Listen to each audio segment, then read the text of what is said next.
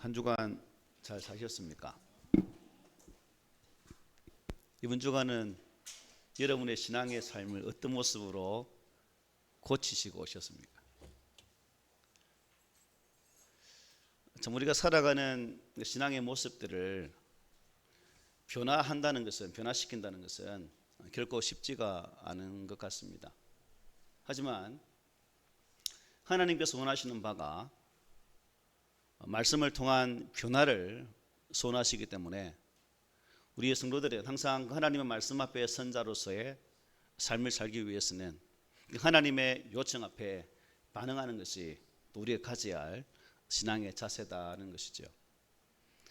지난 주까지 살폈던 말씀을 보면 느헤미야는 들려왔던 고국의 소식 앞에 슬퍼하며 금식하며 어떤 것이 하나님께서 원하시는 바인지를 깨닫는 가운데 감동을 주셨고, 또한 그 감동대로 순종했던 그의 모습을 볼 수가 있었고, 이제 아닥사스다 왕의 조서를 받아 예루살렘으로 돌아왔지만 그는 그 일들을 갑작스럽게 추진하지 아니하고 하나님께서 그 마음에 감동을 주시기까지, 즉 기도한 이후에 하나님께서 응답하실 때까지 기다리면서 하나님의 때를 온전히 바라보고 주의 일들을 감당했던 느헤미야의 모습을 우리는 분명히 볼 수가 있었습니다. 수많은 사람들이 믿음의 사람이라 말하며 또 저마다의 삶을 살고 있지만 우리는 이러한 많은 사람들 가운데서 과연 나는 어떠한 자인가? 내 신앙의 중심은 하나님께서 원하시는 바대로 따라가기 위해서 말씀을 온전히 묵상하고 또 그 말씀의 은혜가 성령으로 응답되어질 때까지 기다리면서 반응하는 믿음의 삶인가? 우리는 매 순간마다 이러한 질문들을 스스로에게 해야 될 줄 믿습니다. 에스라에 이어서 느헤미야를 통해 주어지는 하나님의 거룩한 회복의 역사, 우리 하나님은 우리 각 개인의 교회가 하나님의 거룩한 말씀면으로 회복되어지고 또 무너진 우리의 신앙의 모습들이 다시금 재건되기를 원하시는 그 간절함이 이 두 책을 통해서 우리 계속해서 반복적으로 증거되고 있습니다. 그런 의미에서 우리는 회복하기를 원하시는 그 하나님을 바라보면서 나와 하나님과의 관계가 어떠한 관계에 있는가에 대한 그러한 물음을 계속 되풀이해야 됩니다. 왜냐?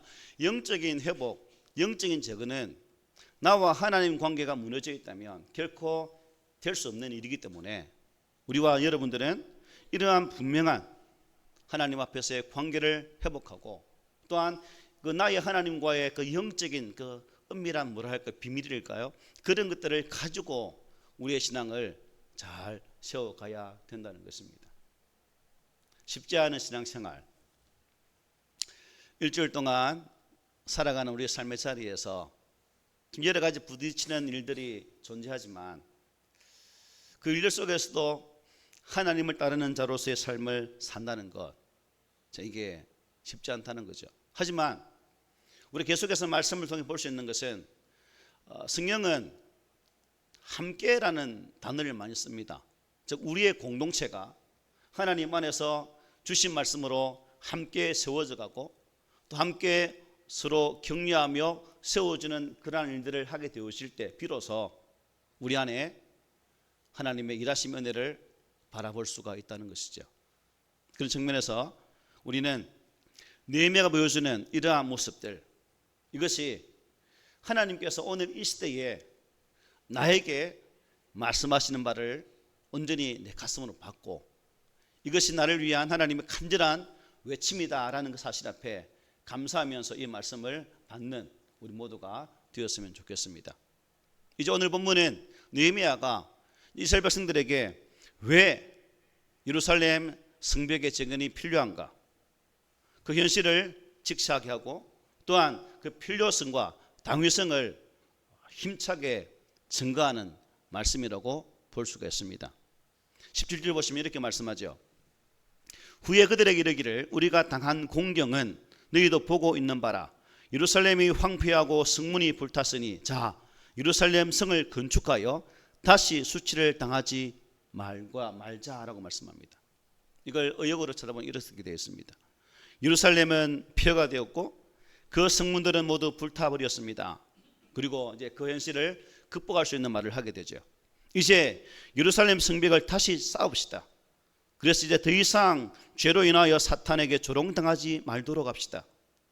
더 이상 부끄러움을 당하지 말고 영광스러운 주의 백성이 됩시다.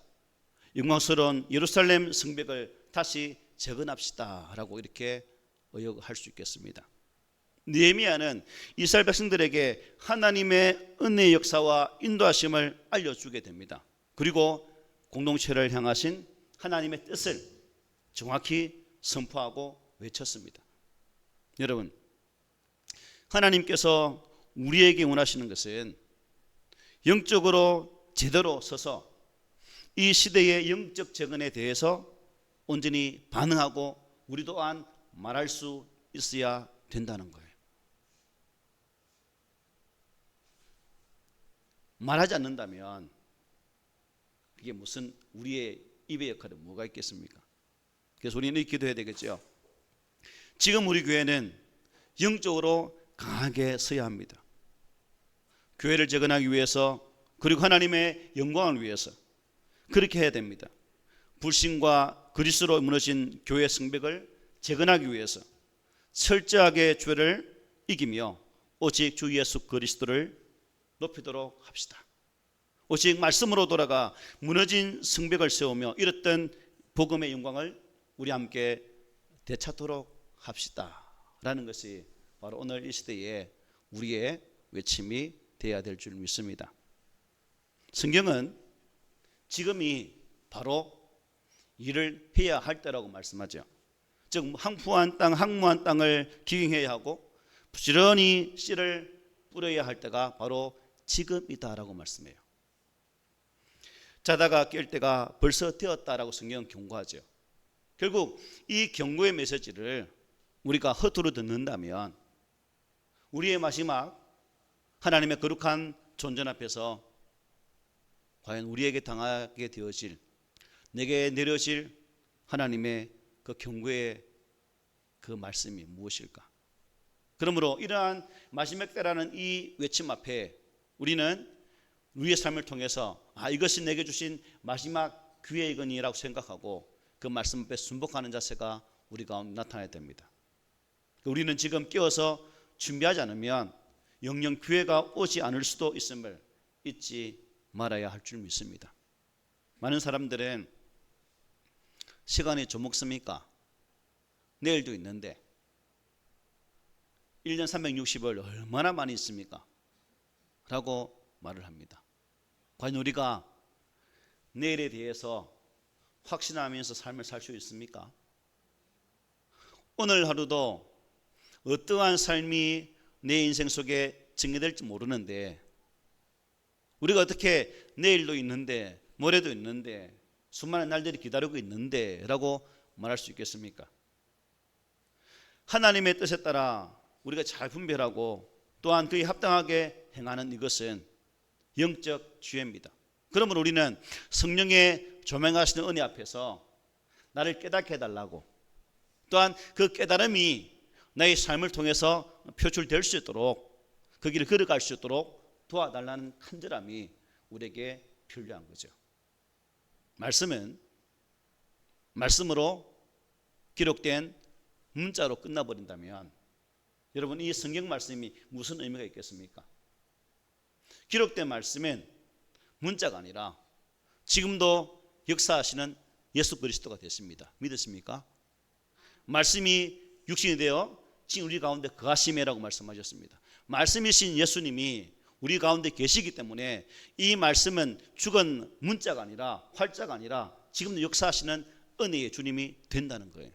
그러므로 우리는 이 분명한 하나님의 말씀을 살피고 묵상하고 또한 깨닫기 위해서 성령의 은혜를 간절히 소망하는 그러한 자세가 우리 가운데 있어야 됩니다. 아울러서 함께 기도하면서 함께 영적으로 강력하게 설 수 있도록 서로 격려하는 우리 공동체가 되시기를 소망합니다. 자, 이 성벽재건의 필요성과 당위성을 말한 느헤미야는 이제 이 하나님의 선하신 도우심의 손길과 그 하나님의 은혜를 기억하면서 백성들에게 전하게 됩니다. 이 부분이 또 우리에게 필요한 부분이죠. 우리 18절 함께 읽어볼까요? 시작. 또 그들에게 하나님의 선한 손이 나를 도우신 일과 왕이 내게 이런 말씀을 전하였더니 그들의 말이 일어나 건축하자 하고 모두 힘을 내어 이 선한 일을 하려 하매라고 말씀합니다. 느헤미야는 앞쪽에서 보신 것처럼 백성들과의 깊은 연대의식을 표현함으로써 우리라는 단어를 썼죠. 우리. 그리고 그들의 마음을 열게 됩니다. 그리고 이제 성벽정언을 할 수 있는 운동력에 대해서 말씀하고 있는 거예요. 그는 하나님께서 어떻게 도와주셨는지 소상히 말씀하고 있습니다. 이것은 이스라엘 백성들이 성벽적인 사업을 어떻게 하는가, 즉 뛰어드는 데 있어서 영적인 운동력이 되는 말씀이기도 하죠. 나아가 아닥사스대 왕의 조서를 말하는 것은 정치적인 운동력이라고 볼 수가 있습니다. 뿐만 아니라 느헤미야는 왕이 자신에게 했던 말을 백성들에게 전하게 됩니다. 이것은 영적으로, 정치적으로 하나님께서 우리에게 길을 열어가시는 방법인 것을 분명히 말씀하고 있는 거죠. 느헤미야는 이 본문, 이 선을 통해서 성벽정언의 역사를 시작하기에 앞서서 이 일의 중심에 서게 되어질 자신이 어떻게 여기까지 오게 되었는지 그 과정을 또한 설명하면서 백성들에게 확실하게 하나님의 일들을 감당할 수 있도록 인지하는 모습을 이 말씀을 통해 보게 된다는 거죠. 그리고 이제 시작하려고 하는 성벽재건의 역사가 단순히 인간적인 계획이나 편의를 도모하는 것이 아니라 전능하신 하나님의 계획과 도심 가운데서 이루어지는 거룩한 사역임을 그로 하여금 깨닫도록 하고 있다는 것입니다. 여러분,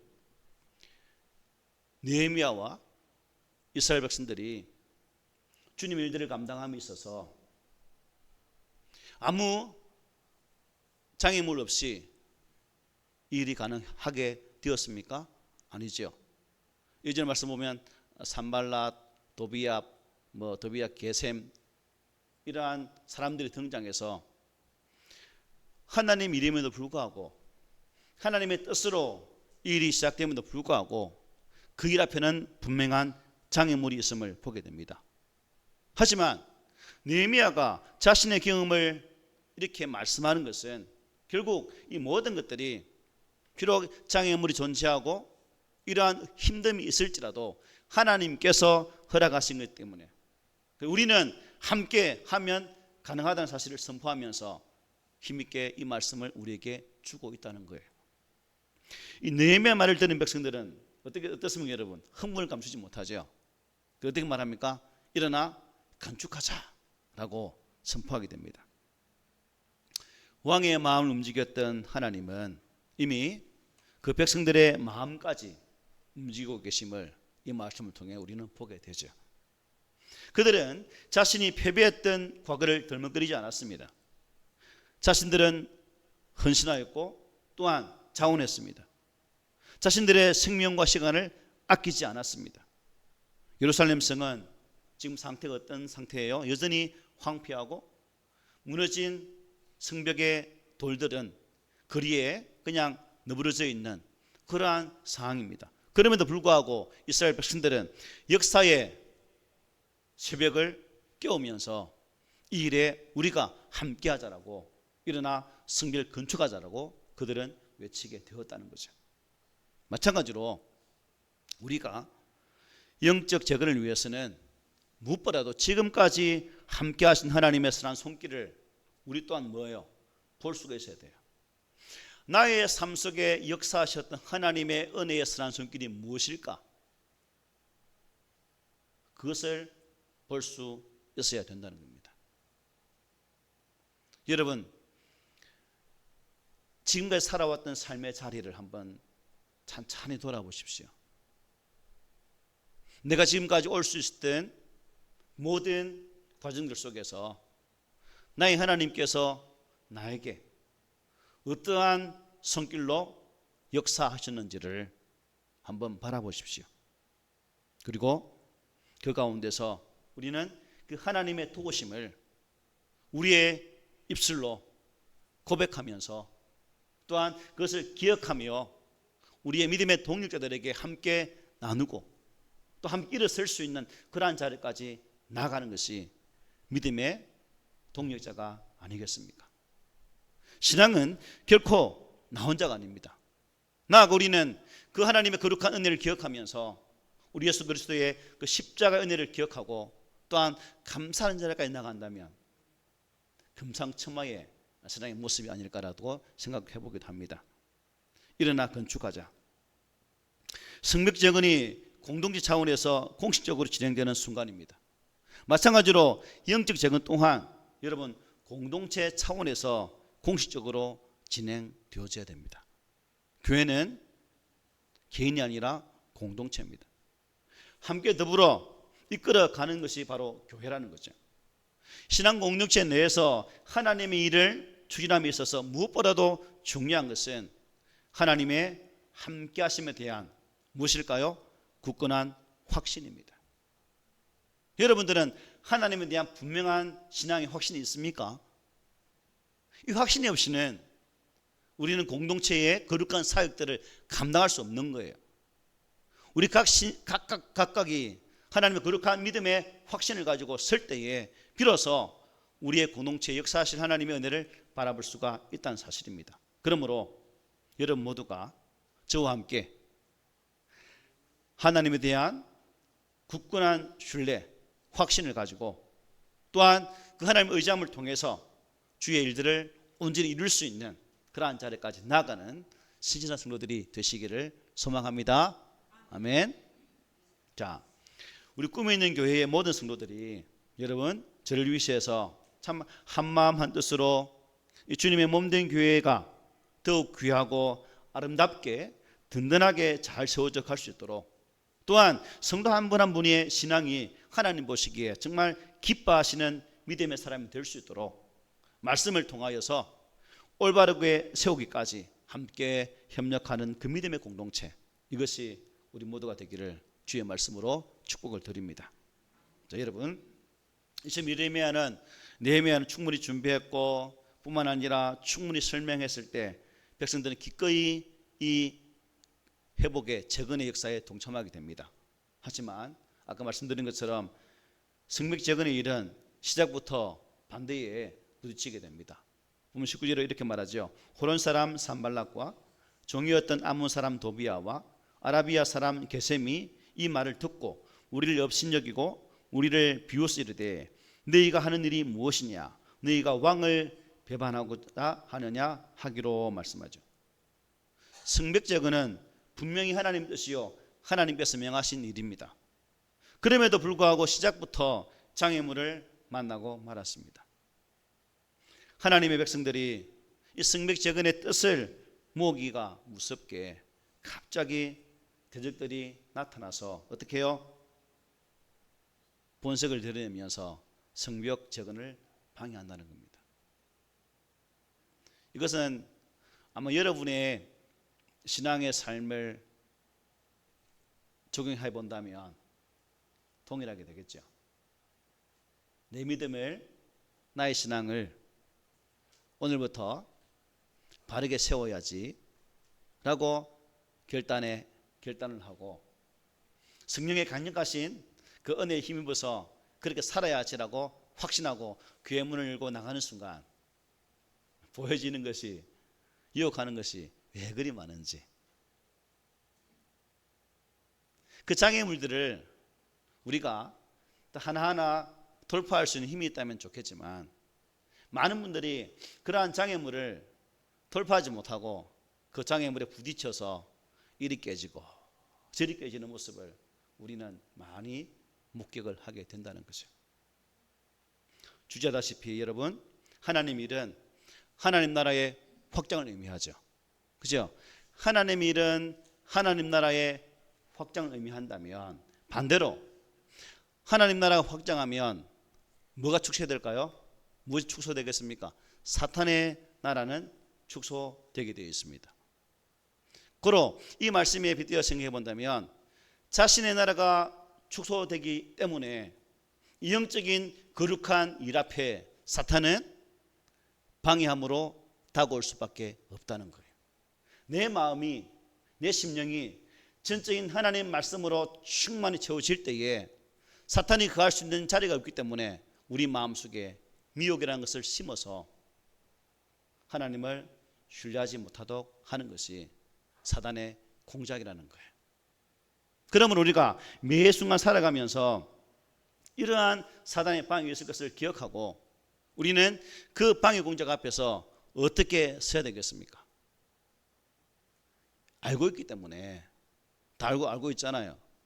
그 사실을 알고 있기 때문에 더 우리는 깨어서 하나님 도우심을 구하는 자리까지 나아가는 그러한 자세가 필요하다는 것입니다. 우리가 일면 살펴보았 에스라 보았잖아요. 에스라 4장에 보면 이스라엘 백성들이 예루살렘 성전을 다시금 짓고자 할 때 역시 사마리아 사람들이 방해를 합니다. 결국 그 방해 앞에 이스라엘 백성들의 손이 약해져서 그 공사를 어떻게 합니까? 중단하고 말죠.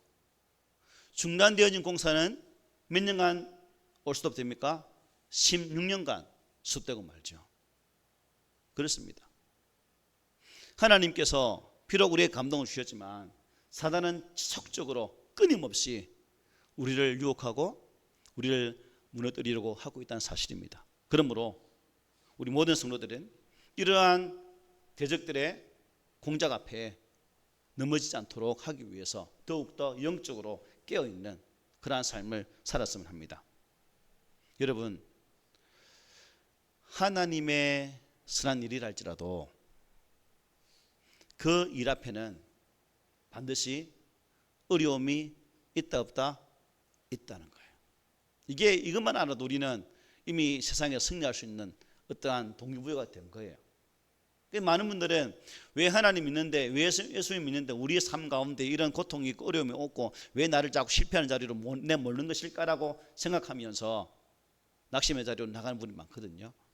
그럼 우리가 이 사실만 알아도 우리는 대적할 수 있는 것이고 또한 준비함으로 이길 수가 있다는 사실입니다. 이처럼 하나님 백성들이 진심으로 영적으로 성장하려고 노력하지만 어디선가 대적들이 나타나서 우리를 공고하게 만듭니다. 본문에는 어떻게 말씀하고 있어요? 노골적으로 업신여기고 또 뭐합니까? 비웃고 있다는 거죠. 여러분 개인이, 우리 공동체가 믿음 받았어야지라고 하고 있을 때 우리 꿈에 있는 교회가 비록 적은 공동체지만 이 땅에서 또한 이 민족을 바라보면서 귀한 일을 감당해야지라고 다짐할 때 사탄은 어떻게 다가올까요? 아이고, 네 믿음이 요 모양인데 뭘? 꿈에 있는 교회가 이렇게 작은데 뭘 한국교회 세운다고? 꿈 깨라. 이 하만 정구석에서 뭘 한다고? 아이고, 네 꾸라지를 알아라 라고 사탄은 어떻게 해요? 계속 우리에게 다가온다는 거죠. 그럴 때마다 우리는 그러한 유혹을 과감하게 물리칠 수 있는 그러한 신앙으로 서야 됩니다. 원수들은 조롱과 업신여김으로 우리에게 다가옵니다. 이번 주간에 제가 벌초를 하러 갔는데요. 벌초하면서 동생들과 이야기 중에 다 불신자들이잖아요. 목사는 저 혼자잖아요. 신앙 가진 사람이. 이야기하다 보면 참 고관입니다. 역시 결론은 한국 교회는 썩었다. 걔들이 하는 말은 그거예요. 한국 교회는 자정 능력도 상실했고 더 이상 이 시대를 깨울 수 있는 힘도 없다는 것이 교회를 안 다니는 그 애들의 고백입니다. 저는 그 말을 들으면 참 기가 찹니다. 기가 차. 세상이 점점 흉흉하는 이러한 때에 참 우리의 힘을 빼고 우리의 의지를 상실케 하는 그러한 말들이 우리 주변에 정말 너무나 많다는 거죠. 그럴 때마다 우리 헌신이 사라지게 되고 우리의 믿음의 삶이 더 힘없는 모습으로 추락하게 되고 상실한 모습으로 상처받을 때가 많다는 겁니다. 때문에 우리는 그러한 비웃음과 조롱 앞에 넘어가지 않도록 늘 성령의 강력하신 은혜를 구할 수 있는 그러한 우리가 되었으면 좋겠습니다. 우리가 고백하잖아요. 예수는 만왕의 뭐다? 왕이다.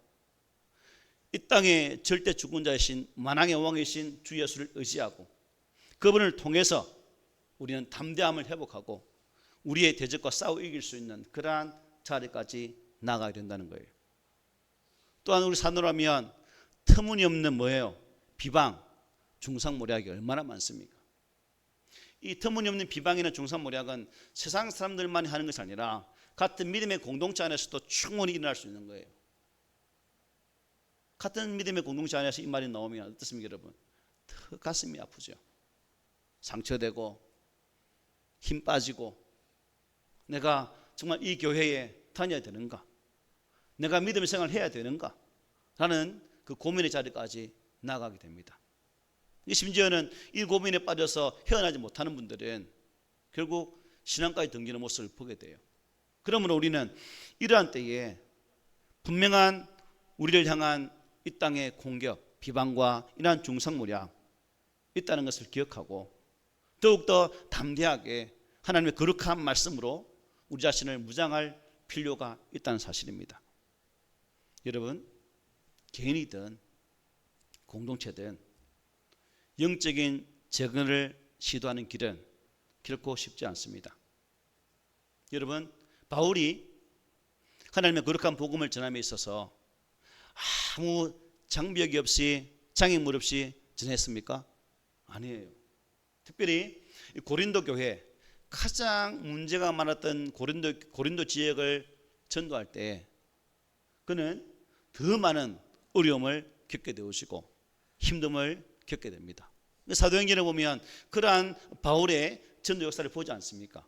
그때 하나님께서 그 힘들어하고 아파하는 바울에게 뭐라 말씀했을까요? 이렇게 말씀했습니다. 사도행전 18장에 보면 이렇게 말씀해요. 바울이 아덴을 떠나 고린도에 이르러 안식일마다 바울이 회당에서 강론하고 유대인과 환란을 권면하니라. 바울이 하나님의 말씀을 붙잡혀 유대인들에게 예수는 그리스도라 밝히 증언하니 그들이 대적하여 비방하거늘 밤에 주께서 환상 가운데 바울에게 말씀하실 때 두려워하지 말며 침묵하지 말고 말하라. 바울은 이러한 성령의 고면하심 은혜로 또 그는 개인의 공동체를 통해서 영적 재건을 이루라고 갈라디아서를 통해서 분명히 말씀하는 것을 보게 됩니다. 우리가 선을 행하되 낙심하지 말지니 포기하지 아니하면 때가 이르며 거두리라. 그러므로 우리는 귀에 있는 대로 모든 이에게 착한 일을 하되 더욱 믿음의 가정들에게 할지니라고 말씀했습니다. 여러분, 믿음의 삶 살아가는 것 비록 쉽지 않아요.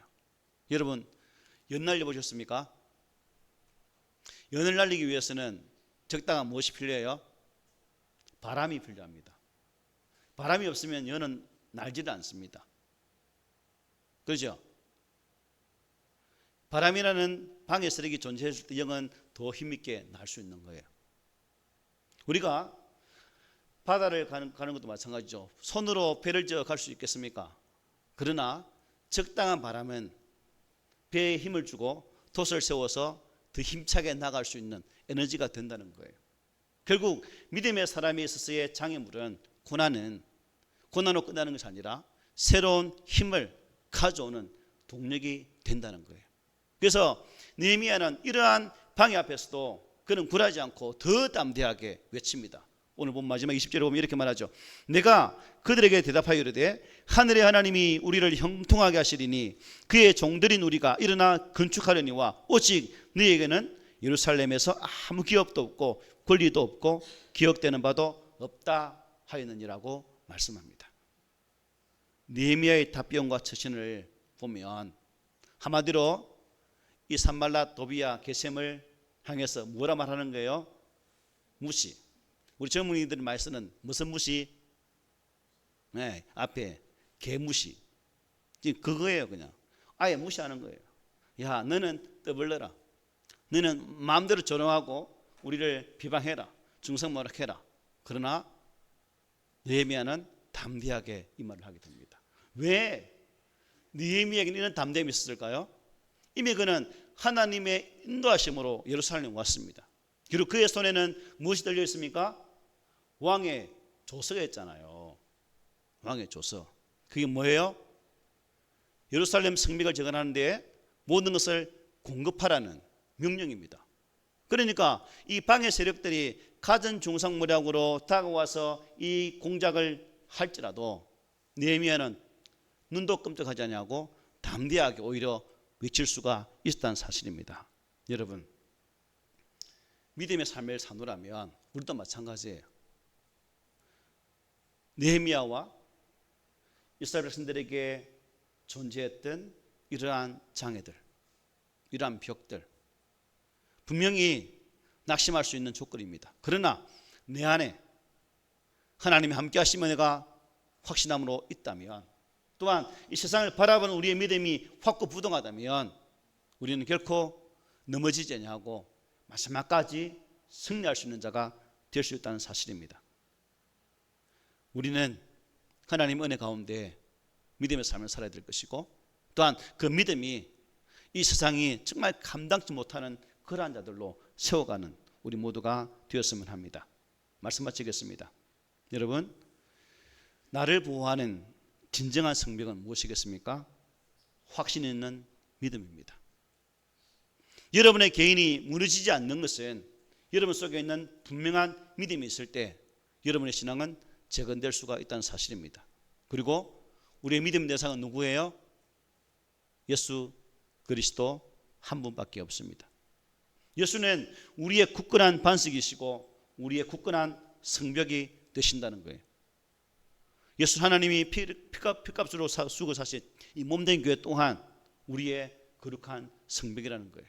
그러므로 여러분의 무너진 개인의 성벽들을 이 한 분 예수를 의지하고 또한 그분이 주신 거룩한 말씀으로 재무장해서 우리의 삶의 자리에 가진 방법으로 다가오는 여러 가지 사탄의 공격 앞에서도 굴하지 아니하고 당당하게 승리할 수 있는 그러한 주의 백성들이 되십시오.